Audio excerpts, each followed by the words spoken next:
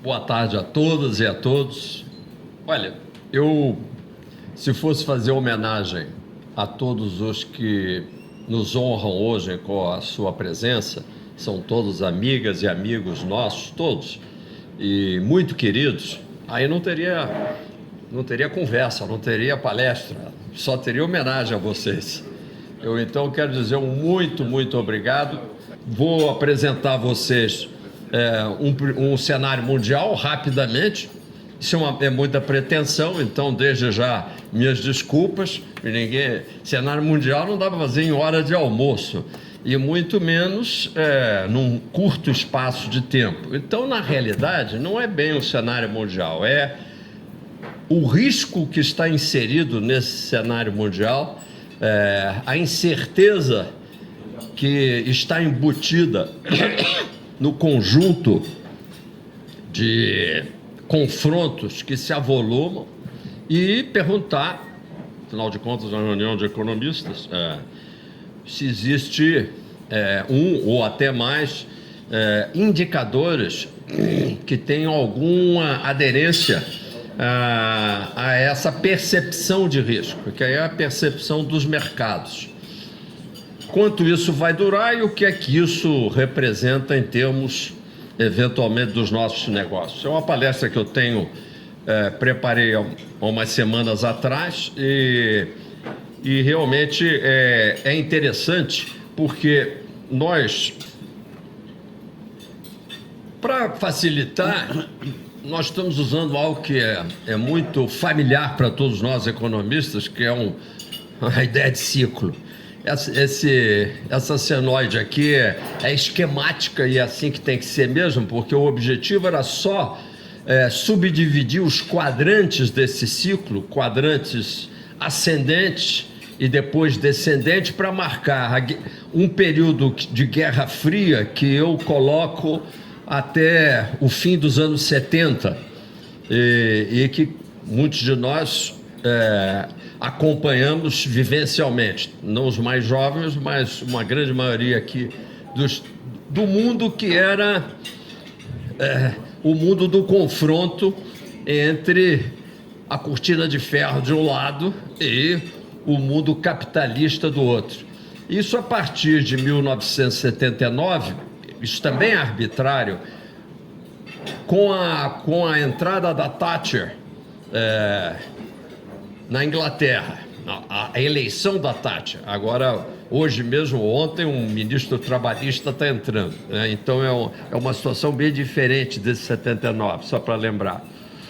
Com a entrada do Reagan, também nessa mesma ocasião, né? E alguns acrescentariam, com a entrada de João Paulo II, um polonês que não tinha nenhum apreço aos soviéticos, por polonês que era, então já não preciso dizer mais nada. Dizem que essa trinca realmente tramou aquilo que, anos depois, já que num ponto em que eu considero o ponto mais baixo dessa curva de tensão política, a própria União Soviética se esfarinhou. Os mais jovens aqui, estou usando vocês mesmo de apoio, para mais jovem ou mais velho, mais jovem ou mais velho. Os mais jovens ouvem falar em Rússia. Daqui a pouco, se eu falar em União Soviética, na rede social da garotada, que União Soviética é essa, né? Porque era, na realidade, um grande bloco, né, de países, inclusive a Polônia que eu citei, Hungria e vários outros países que hoje estão, inclusive, do lado ocidental, e vários dentro da OTAN, que é uma operação de defesa militar do Ocidente. Eles estavam antes no bloco soviético. Então, essa tensão aqui hoje está crescendo, e que representa, depois da Guerra Fria e depois do que muitos historiadores chamaram de Pax Americana, que era basicamente a ideia de a paz de todos os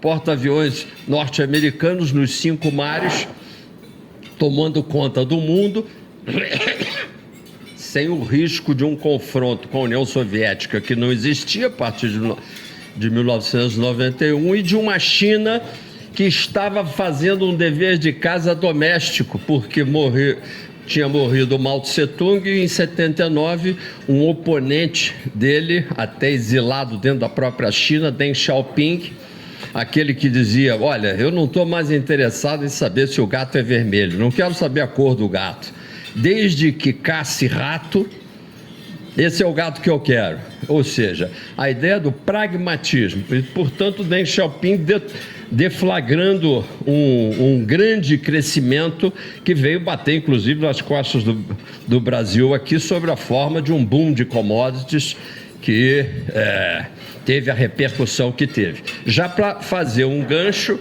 do como o panorama mundial pode, e em geral tem, consequências e repercussões importantes no cenário doméstico, no cenário Brasil. Por mais que a gente ache que aqui a gente está longe, de fato, por vários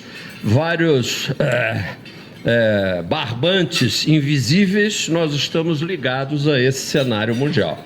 Pois então, saímos da Guerra Fria, entramos numa Pax Americana que, obviamente, com o termo que ficou conhecido, aplicado ao comércio, que nesse momento cresce a mais de 4% real por ano, puxando o quê? A tal palavra-chave, globalização.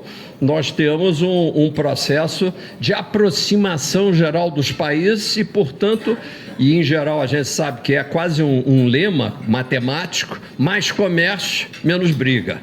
Quando a gente está se entendendo e trocando, a gente não está pensando em matar o vizinho.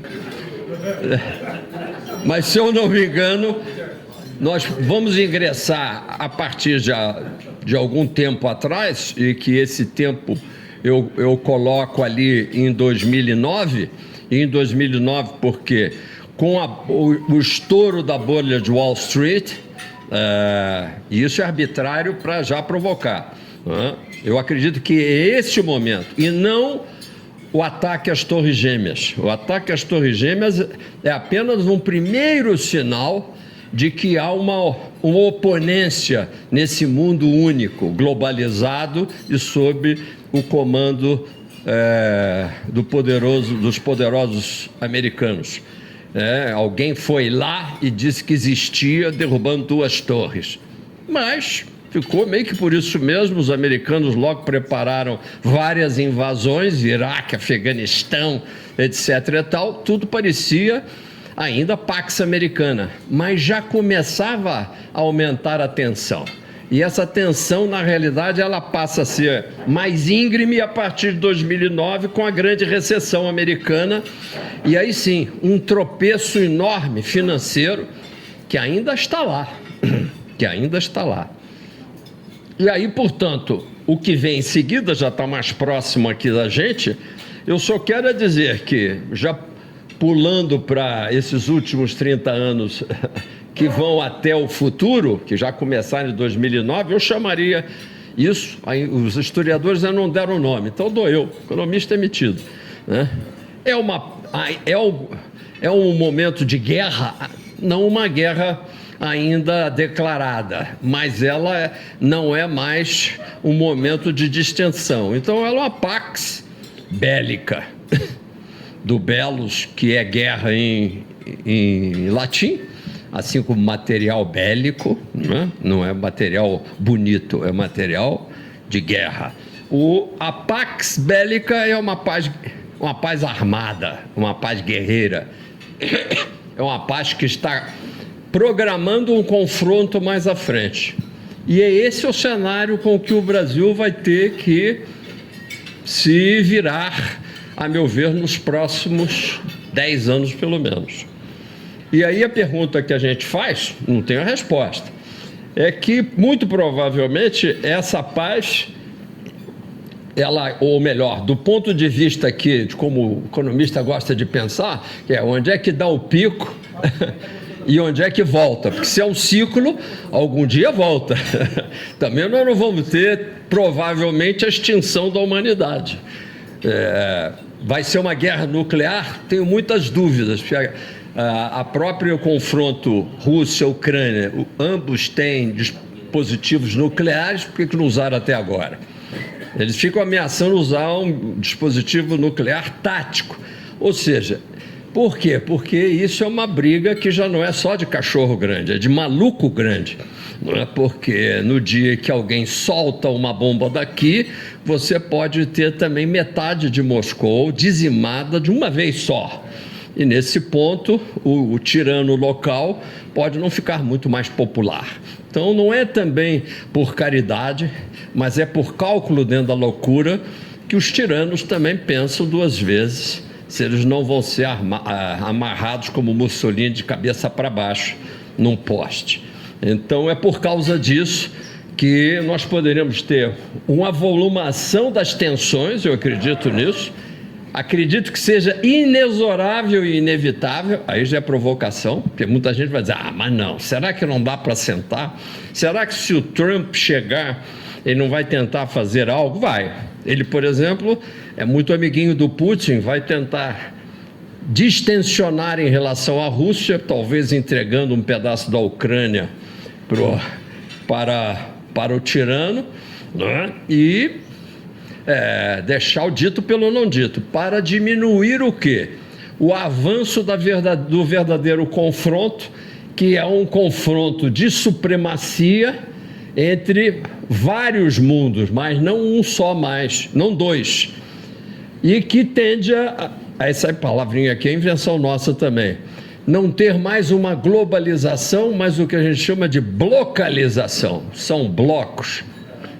E aí daria até uma palestra, que blocos são, como é que é? Um bloco é a Eurolândia, eu gosto de chamar Eurolândia porque não é bem OCDE, não é Europa Unida. A Eurolândia, por exemplo, envolve o Reino Unido, embora ele tenha feito o Brexit, saído. Mas do ponto de vista militar, não, haja vista que ele está lá dentro da posição pró-Ucrânia. Então, o bloco envolve a Eurolândia, né? Envolve o bloco norte-americano, envolve certamente a grande China, né? Não envolve a Rússia, e esse aqui é o drama do senhor Putin, ele não tem capacidade nem estratégica, mas nem militar, nem número de pessoas no seu país para ser ele um líder de um bloco. Então, pelo contrário, se a Ucrânia virar a OTAN, ele fica encostado no resto da vizinhança da Eurolândia e espremido entre a China e a Eurolândia. E tem toda uma turma aqui do Sul que ainda não se posicionou. São noivos e noivas, não é? E alguns solteirões, como a Índia, que hoje, por ser uma democracia, eu quase que apostaria que ela é um pouco mais pró-Estados Unidos, né? E alguns solteirões como o Brasil, que já pôde pensar, e a ideia da localização eu desenvolvi, até mostrei isso no parlamento japonês, quando eu sonhava que, até pela nossa intensa migração nipônica com maior sucesso, nós somos todos aqui brasileiros, eu achava que seria possível desenvolver e aprofundar essa relação Brasil-Japão, muito mais do que aprofundada do que é hoje. Eles têm tudo que nos falta e nós temos várias das muitas coisas que faltam a eles, principalmente território. Mas isso, eu acho, realisticamente se evaporou pela nossa absoluta total incompetência em termos de política externa. E o Brasil, que uma vez já teve essa liderança também regional, pelo menos desse pedaço aqui ao sul, chamado América do Sul, eu disputaria a ideia de que hoje nós temos qualquer liderança. E a chegada do sujeito que fala com o cachorro morto, mas que tem várias virtudes na loucura, né, que é o senhor Javier Milei, aí acabou de destituir completamente a liderança brasileira na região. Então nós já não estamos mais nem de solteirão, nós estamos mais para um noivo deserdado, buscando fazer uma parte do BRICS, né? Fingindo, quer dizer, que é um bloco que também aceita o Irã, né? Portanto, nós estamos frequentemente tirando fotografia com o grupo errado, né? E principalmente não sabendo onde nós nos posicionamos numa era que é de conflitos regionais crescentes, briga por supremacia e lá na frente uma grande briga ideológica sobre a qual também não nos resolvemos como país aqui, trazendo a briga mundial para briga no sentido de um conflito ideológico. Somos uma democracia ou, no fundo, sonhamos com uma autocracia? Nós conseguimos ter uma democracia operacional? Aí, todos os juízes do STF de plantão vão dizer de que está falando esse indivíduo, não é? Nós somos um Estado democrático de direito. Defancaria no papel, e papel de pão. Papel de pão. Não somos. O nosso sistema político eleitoral impede até a pré-seleção. Eu, por acaso, até me meti. Ao invés de estar só falando, os que me lembram um pouquinho sabem que eu até me meti para ver como é que é. É exatamente assim. Partidos têm donos, não é? Donos. Não é?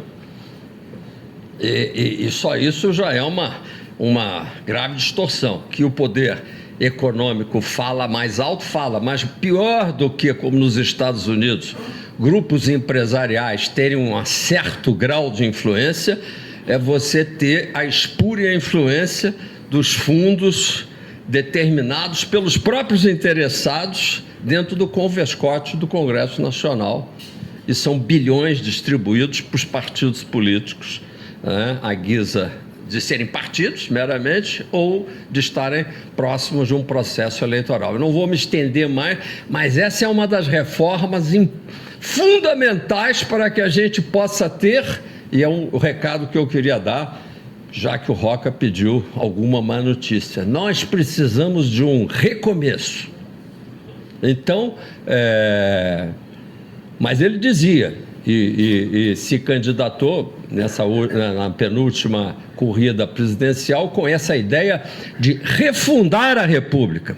Acho que pouca gente ouviu isso. A ideia é radical, refundar a República, partindo do jeito que não é bem maluco. Eu disse, como é que vai refundar? Não temos a Constituição de 88? Ela não está aí bonitinha? Ela não está, inclusive, ganhando mais umas 300 páginas aí, né, de reformas no campo tributário? As 300 páginas, são 355 páginas, é do projeto da lei complementar, só 355 páginas, né? Não tem a mínima chance de dar certo. Então, voltando para o cenário mundial, só para a gente amarrar, o Brasil tem esse problemaço, porque se você não tem uma arquitetura político-institucional capaz de suportar os conflitos que vêm de fora para dentro, nós nos tornamos geradores e autopropulsionadores de conflitos de fora que são realimentados aqui dentro, né? Seja no campo tributário, seja no campo orçamentário, previdenciário e assim por diante. Voltando para o cenário mundial, já que eu tenho uns outros gráficos, eu vou acelerar para dizer que, sim, temos, Roca, aqui um indicador que eu acho que é razoavelmente aderente, porque, na realidade, a linha arbitrária e esquemática é a senoide. A outra é uma linha verdadeira, está inclusive deflacionada pelo CPI americano, que é a cotação do ouro. Não estou fazendo propaganda, mas os 2.300, 2.400 de hoje podem, se esse cenário é verdadeiro, está vindo daqui de baixo, né? Dos anos 95, 96, o preço do ouro estava largado. E o que é que impulsiona isso para a gente não ir mais adiante? A fome de reservas em metal confiável por parte dos próprios países.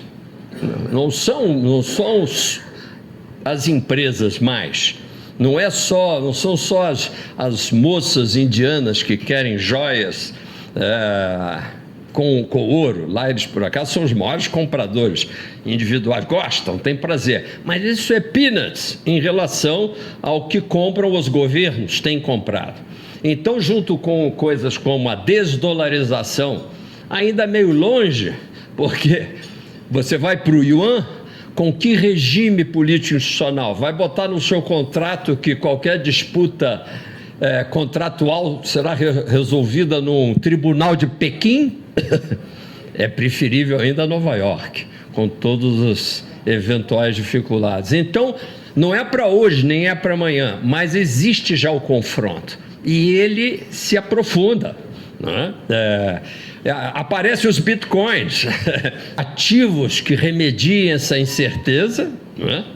E busca de lideranças que nos consolem domesticamente e aplaquem a nossa incerteza. Conclusão preliminar: o Brasil está órfão de lideranças. E esse é um elemento, vamos dizer assim, paralisador da nossa situação.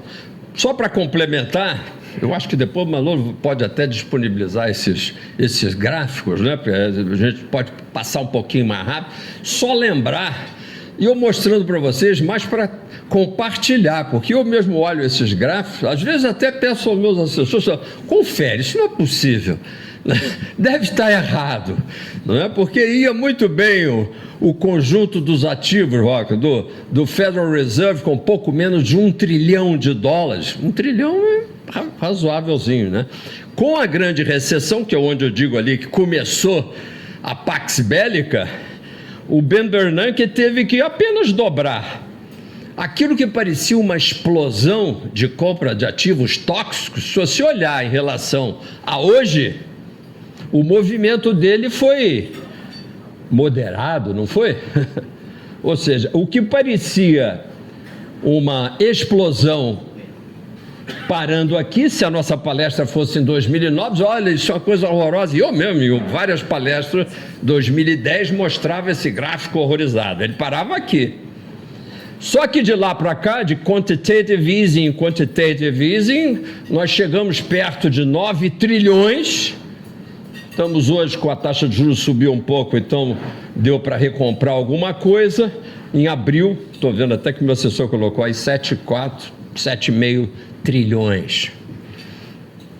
É muito dinheiro buscando algo em que se converter. E isso, obviamente, invoca também uma dívida pública federal americana que estava na faixa, no início dessa crise, em 60%, depois de uma boa inversão feita por um presidente que seria o meu candidato, se não tivesse, dizem que tem os problemas cardíacos, tive que botar ele até semi-morto, sentado lá, Bill Clinton, o cara hoje mais maduro, mais preparado dentro do campo democrata para botar ordem naquela bagunça chamada Estados Unidos, e hoje com 125% do PIB americano, que é o total da dívida pública, fora do Banco Central americano, né? Fora do Tesouro, né? Porque depois também tem os passivos previdenciários que não estão nessa conta. Portanto, esse é o problema, se a gente pode chamar. Eu acho que aqui não temos nenhum do outro lado, né? Desse outro lado da autocracia. Então, como democratas, nós diríamos que nós estamos mais ou menos preocupados com a saúde dos americanos. E essa saúde, apesar da efervescência do consumo americano, vai de forma um pouco preocupante. E tão preocupante, eu vou deixar para vocês que aqui o Niall Ferguson, historiador que vários de vocês devem acompanhar, meio pretensioso como todo britânico, mas brilhante, vale a pena lê-lo. Ele, além do mais, com a humildade que lhe confere o caráter de ser um cidadão britânico morando nos Estados Unidos, que é pior, não é? Ele criou uma lei, Niall Ferguson, e se auto-apelidou, a lei é dele mesmo. Mas, independente da pretensão dele, a lei é muito interessante, porque ele foi depois, como bom historiador, até lá o Império Romano, para verificar a aplicabilidade dessa lei, que basicamente é o seguinte: quando o império, qualquer império, se sobreestende, já tem muito território para cuidar, está todo mundo na capital gozando hedonisticamente as benesses de ter ficado rico e com um monte de bárbaros financiando o grande império, e muito gasto militar para ocupar e manter esse império, basta um pouco mais de endividamento, que justamente o hedonismo confere. Você sempre começar a dizer que infelizmente não tenho gastos para cortar, porque todos os gastos são necessários. Nós já chegamos nesse ponto sem ser império, né? Nesse momento, a sua curva de juros aqui é mais ou menos, isso é projeção Niall Ferguson, mas baseado no escritório do Congresso americano. Juros para cima, essa linha azul, e, por via de consequência, o orçamento são só, gastos de defesa, eles já estão bem cortados, então ele joga aqui um pouquinho mais para baixo, mas não importa, a boca de jacaré é aberta pela curva de juros. Isso é o que a turma chama de dominância fiscal. Você não pode subir juros, porque você quebra pelo custo financeiro dessa rolagem, e você não pode deixar de subir juros, porque senão você quebra, porque a economia entra em ebulição inflacionária. Então, não pode subir, nem pode descer. No resultado final, os juros vão sempre começando a se empilhar. E aí, obviamente, essa restrição dos gastos de defesa, o Trump está muito nessa linha. Ele ameaça até sair da OTAN. Então, ele é um isolacionista típico. Olhando orçamentariamente, como ele está agindo um pouco, a cabeça continua sendo do empresário, fala, corta isso, corta aquilo. Só que aqui, como país e como, na realidade, como império, a confusão é um pouco maior. Então, obviamente, isso tudo invoca uma coisa. Essa é minha homenagem ao Roca, que pediu uma notícia. Eu acabei topando num trabalho sensacional da McKinsey. Muito provavelmente, se tem algum colega aí das 4 grandes minhas homenagens, os outros grandes empresas de consultoria, auditoria internacionais, mas a McKinsey realmente ela é excepcional. E fizeram um trabalho, esse é excepcional mesmo, de calcular em termos de múltiplos do PIB o valor da riqueza desde o século XIX. Isso é um trabalho olímpico, porque não é o PIB que está sendo calculado, que já seria um trabalho histórico razoável. É o valor da riqueza, é o total, quanto vale o total das máquinas, dos equipamentos, das fábricas, do território rural aproveitável, das cidades, né? Dos imóveis residenciais, tudo. É o quanto você tem, no fundo, do seu capital instalado. E quanto vale isso? O capital instalado pode estar lá, mas em determinados momentos o valor cai. E que momentos são esses? Esse aqui é o interessante, deixo para vocês como um quiz. Justamente, eles vão fazer da conta, Roca, olha aqui, ó. O índice mundial, aqui essas outras linhas mais esmaecidas são vários países, aqui a média mundial que eles tiram, entre o World War I, 1929, nós temos o que é esperado, uma tremenda destruição de riqueza. Claro, só a destruição de riqueza que houve na Bolsa de Valores já é para botar todo mundo de baixo, mas não é só a destruição na Bolsa, é a destruição do valor também de tudo que você gostaria de vender e não consegue, não tem comprador mais. E essa destruição de valor, ela vem percorrendo até o fim da Segunda Guerra Mundial e depois o período de pós-guerra de grande bonança, né? Sendo que aqui a dona China, eles conseguem fazer a conta, por acaso, só a partir do Deng Xiaoping, mais ou menos, vocês veem a ascendente vertical da linha azul que representa a China, quer dizer, um processo de enorme enriquecimento, e é isso que faz aquele bilhão de chineses ficar ali achando que o Xi Jinping é uma graça, que o autoritarismo é sensacional, porque, por enquanto, estão enriquecendo, e enriquecendo muito. E com as inovações tecnológicas, um impacto explosivo desse enriquecimento. Só que, como aquela velha moda, tudo que sobe, baixa, e se eu já tinha mostrado que nós estamos indo para um conflito, eventualmente mundial, de grandes proporções, a gente tem que botar realmente as barbas de molho. Aqui é visto com os Estados Unidos, que é a linha, essa linha aqui, as famílias, e aqui o conjunto, até que os Estados Unidos ele está um pouquinho mais controlado, né? E vocês vejam que nós temos então uma probabilidade em termos mundiais de o quê? De destruição de riqueza. E essa palavra invoca diversificação, né? Nearshoring, ou seja, nós não podemos entrar numa pandemia como entramos, tendo que comprar 100% de máscaras, porque não tem fabricante nacional. Chegamos ao ponto de irmos desistindo dos nossos parques industriais, a ponto de a gente estar completamente dependente só da especialização. Ainda bem que existe o nosso espetacular agronegócio.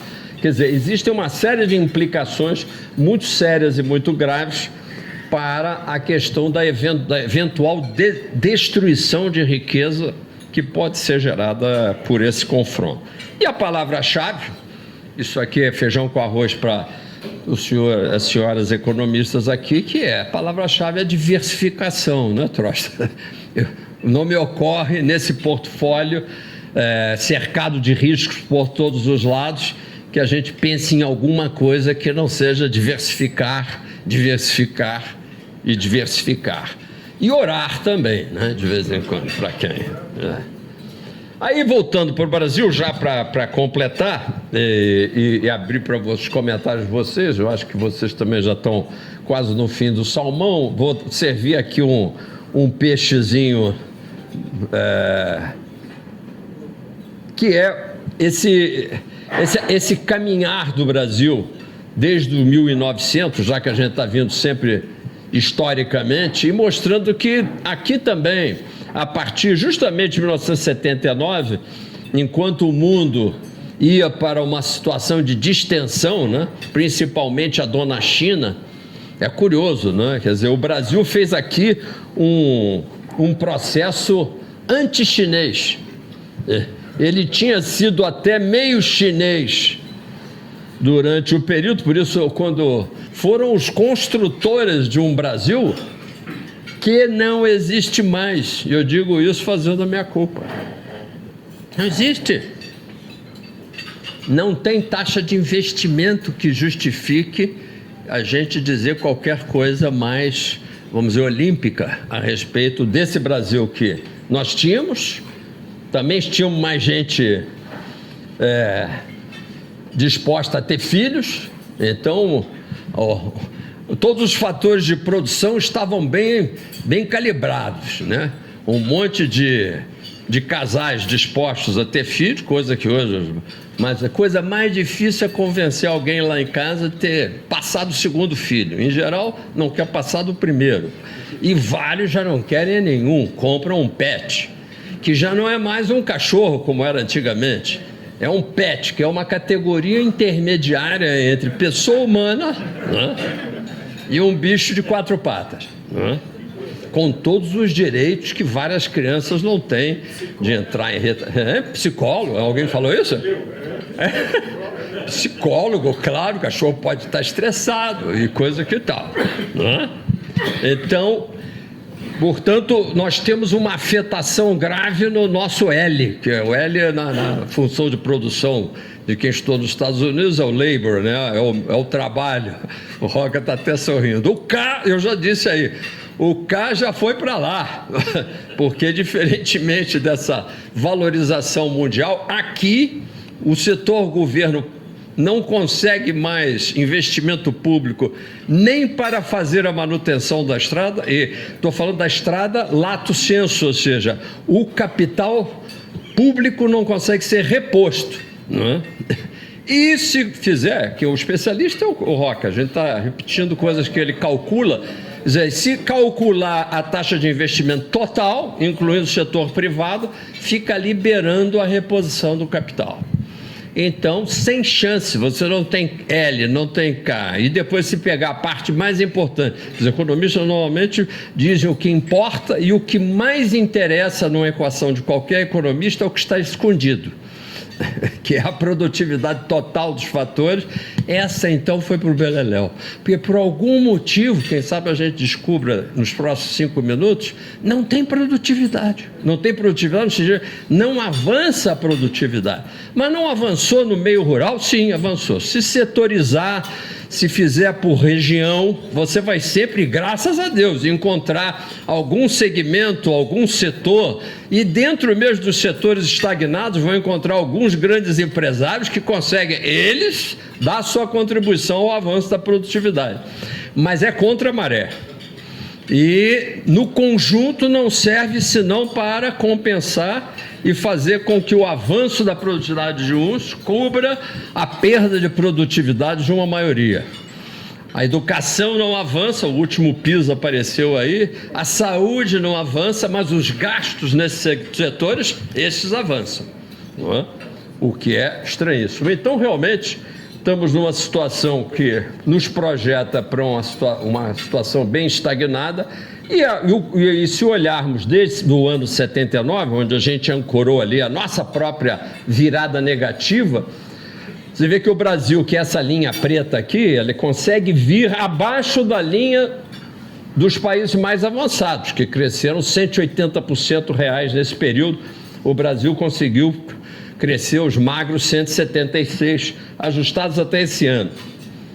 Os emergentes, na média, quase 600%, a média do mundo, 300, quase 350%.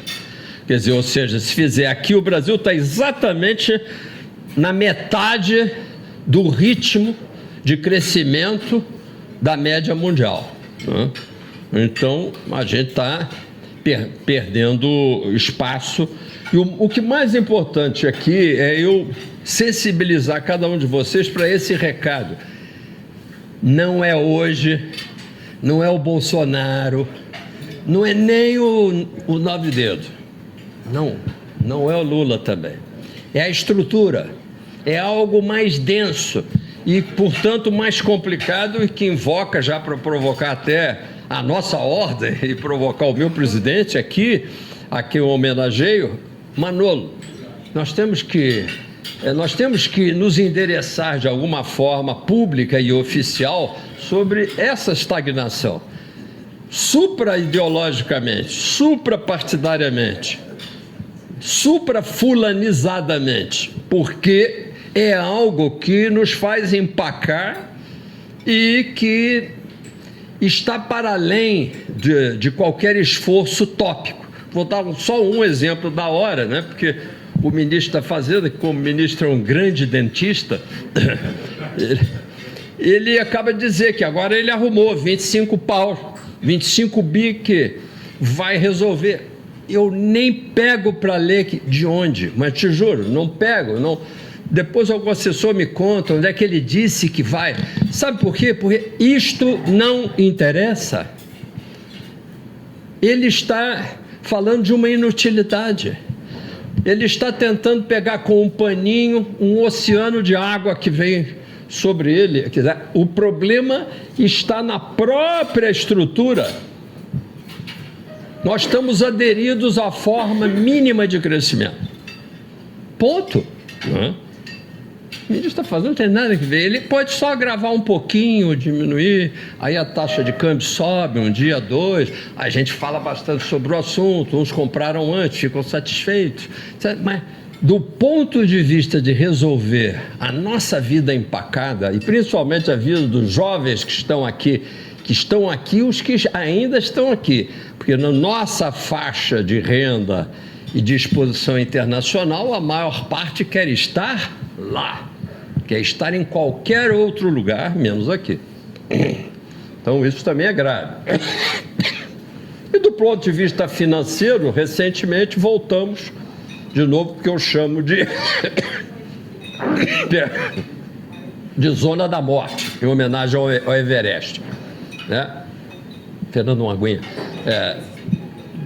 Quer dizer, a partir dos 8.000 metros, dizem os alpinistas que ali é a morte certa, né? Tanto que a partir do Camp 3, do terceiro campo, o sujeito vai, pega um embalo, reza muito, né? Corre até o topo, mostra a bandeira do Brasil, tira foto e volta correndo para não congelar. A partir de 6% real mais IPCA, e até por conta dos vários períodos em que a gente esteve nesses patamares, eu diria que é a zona da morte. Nós não podemos estar lá por muito tempo. E é por isso que até o Lula eles começam a ficar sérios, dizer coisas boas, os 25 bi, vamos sim, o arcabouço, porque é a zona da morte. Começa a ficar sem respiração. Mas aí vai voltar, mas não volta para uma zona de conforto. Não consegue porque nós não temos um desenho geral de política econômica compatível. Aí que vem, Troster, o nosso desafio. Nós precisamos dizer, existe esse outro receituário. Não é só elevar a taxa de juros. Elevar a taxa de juros, me desculpe, olha o que deu a doutrina de juros altos. Rápido, é só pegar aquele mesmo período que eu mostrei, eu fiz isso aqui em homenagem aos 30 anos do real. 2,2% de crescimento na média do PIB, compatível com o que os caras dizem aí do PIB potencial. PIB potencial conversa. Se o Brasil fosse um outro Brasil, né, se a gente tivesse aí o Deng Xiaoping, Tupiniquim, o sei lá quem, o Deng só na ideia de alguém que alguém que não é um alguém coletivo, é um grupo, é toda uma meia geração, como dizem alguns filósofos, uma aristocracia que se empodere, que empodere a população, que mostre que é possível crescer e distribuir. A gente podia passar para uns 4% de crescimento. E quem sabe aí o juro não ia crescer 7,6% ao ano. A inflação brasileira... Qual é a inflação brasileira hoje? A gente tem que responder, que inflação? A do juro ou a dos preços? Porque a dos preços é bem comportada. A inflação dos juros, para a delícia do efeito Mateus, né? Para quem já tem, tudo será dado. Para quem não tem, até o pouco que tem, ele será tirado. Esse é o plano real. Esse é o plano real, 30 anos. Aí chegam os autores, realmente como uma concepção de implantação de um desate da inércia inflacionária, perfeito. Não queiram aqui achar que tem alguma, né, viúva arrependida aqui e retardatária do plano, que queria tirar fotografia de autor de plano real. Não, é só porque o plano real já acabou há uns 29 anos. E foi o que eu perguntei, está até naquele diário da presidência, ao presidente Fernando Henrique, porque essas coisas às vezes a gente não só fala, mas faz, né, Leoborado? E aí num jantar que o cara me chamou lá, íntimo, tem que falar uma coisa, foi a primeira pergunta, Paulo Rabelo, que era o ano de 1996, março. Não precisa responder, então respondo eu. Na minha concepção, o plano já cumpriu a sua finalidade. O plano monetário já cumpriu a sua finalidade. Tem um resíduo aí, que é correção monetária anual, está até hoje. Uma série de coisas que vão continuar impedindo que a gente ancore em um dígito. Eu achava que 5% seria muito, correção monetária anual, né? Uma moeda que oficialmente tem que ser reajustada anualmente, já é um negócio meio esquisito, porque moeda é moeda. Quem quiser que reajuste seus contratos, né? Então você tem determinados, mas esse é um problema menor. O problema maior é cadê o seu plano, presidente? Só que eu não sabia que ele já tinha um plano, que era se reeleger. Os economistas, e eu saí de lá maravilhado, porque aí eu falei da reforma do FGTS, e falei da Previdência, e da reforma do isso, e do aquilo outro. E ele saiu lá também, anotou tudo, né? E estamos anotando tudo há 30 anos. Só quero que vocês pensem que também a gente está aqui, às vezes, criticando, não é por não fustigar as autoridades. Às vezes até a gente provoca, né? Não vai ser indelicado, mas tenta suscitar. E desde então, é absoluta e completa, total ausência de um plano, já não falo projeto de nação, é meio bombástico, né? Mas um plano sobre o qual a autoridade tenha o dever de sobre ele se pronunciar ao fim do seu mandato. Mas o que foi realizado, isso não tem a mínima importância. E isso vem do presidente da República para baixo. Qual o plano do senhor Lula hoje? Falando carinhosamente, googlem aí, Roca, faz aí, plano Lula. Não tem. Nos primeiros mandatos ainda tinha um arremedo disso, que era o plano de obra, o tal PAC. Agora ele não tem nem coragem de falar do PAC, não tem grana. Então é o seguinte, não tem, isso aqui não tem jeito. Uma curva de juros, e notem como é que é, cansativamente linear. Isso é uma estrutura, gente, né? Todos aqui somos especializados, então a gente sabe. Quer dizer, não é uma coisa que foi lá em cima, mas depois voltou. Então, porque qualquer coisa que volta muito rápido, então quem sabe se a gente fizer a mesma coisa que fez antes, a gente faz voltar, né? E, segundo vocês que são ótimos em teoria do crescimento, sabem que quando a taxa de crescimento do produto é inferior a uma taxa de juros, essa aqui é uma taxa de crescimento, é diferente, mas é diferente, significa dizer que o juro real, ele teria que, em tese, se o juro real for igual à taxa de crescimento, a economia paga o juro. Basicamente, conceito até simples, que é válido para as empresas. Se a empresa está devendo um negócio e ela não cresce para pagar o negócio, ela quebra, né? O governo não quebra, ele vai crescendo. Então, é muito importante calcular quantas vezes o juro está acima do PIB, da taxa de crescimento do PIB. Só que não é 2 vezes, nem 3, 4.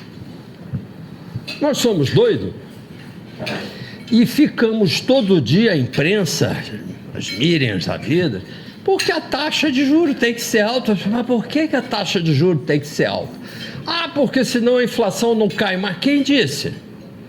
Geralmente, se você der um veneno, o sujeito cai duro. Ele cai sim. Inclusive, não levanta nunca mais, né? Mas isso não tem a mínima graça, porque isso não é um remédio, isso é um veneno. O sujeito caiu duro. O que eu quero saber é como é que é o remédio. Alguma coisa o sujeito toma, de repente até se sente um pouco mal, mas ele melhora. Ele vai para frente, ele supera. Não existe isso. É o não superar perpétuo. Então, esta política, essa doutrina de juro alto é uma doutrina totalmente equivocada. Quem está falando aqui é um ortodoxo de Chicago. Não tem nada a ver com André Lara Rezende, teoria ortodoxa, monetária, nada. É só dizer que o que nós fazemos é inconsistente. Não adianta o Haddad dizer que vai cortar 25 bilhões. nem arranha o problema. Esse é o gráfico que é a homenagem que o Manolo mais gostou, que ele já tinha visto isso aqui, que é mais ou menos uma reprodução, e com isso eu até concluo, quer dizer, os juros no final, acumuladamente, aí é o acumulado da Selic, 4.000% contra 400%, quer dizer, é uma proporção de 10 vezes entre os acumulados. Mas o mais interessante, e aí concluo mesmo, que é a parte fiscal. Aqui está o PIB crescendo 1.500% ao longo de todo o período real e o gasto público crescendo 2.000%. E mais, o efeito Everardo Maciel, pobre do Everardo, amigão nosso, e ele sempre dizia desde a época do Fernando Henrique, a partir de agora, se tiver gasto, haverá receita. Ele é pernambucano corajoso. E ele fez a parte dele, secretário da Receita Federal famoso, é o Leão, não sei o quê. Então, até quando pôde, ele foi tentando acompanhar o excesso de gastos com o excesso de receita. Só que isso não é neutro, isso mata PIB também.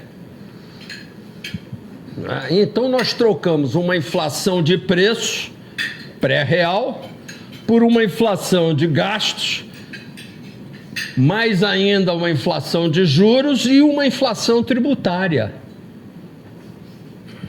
Não há PIB que se resolva. Portanto, eu acho que a nossa OEB, nesse momento histórico, temos 30 anos feitos, ela tem que se pronunciar, ou deveria, sei lá, eu acho, que a gente não deveria passar em brancas nuvens e, olha, olhando criticamente, existe alguma coisa de bem errado, até porque as curvas quase que não se mexem. Salvo aqui na Covid, né, que deu uma balançadinha, todos os indicadores se comportam cansativamente iguais, ou seja, cada um com a sua curva, com o seu ritmo, e o juro superando todos os ritmos. Não tem chance de dar certo, mínima chance. E obviamente aí, olhando o mosaico setorial, isso aqui seria mais uma palestra para derivar para os negócios, mas não, pouco importa, isso também não. Acho que concluí. Perguntas? Bom, creio que, Paulo, só temos que te parabenizar pela excelente palestra que você nos proporcionou. Uma salva de palmas ao...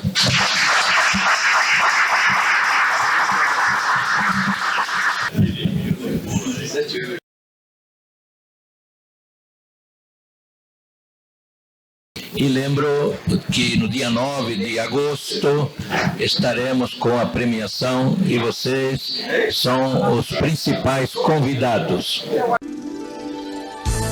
OEB TV, uma realização da Ordem dos Economistas do Brasil.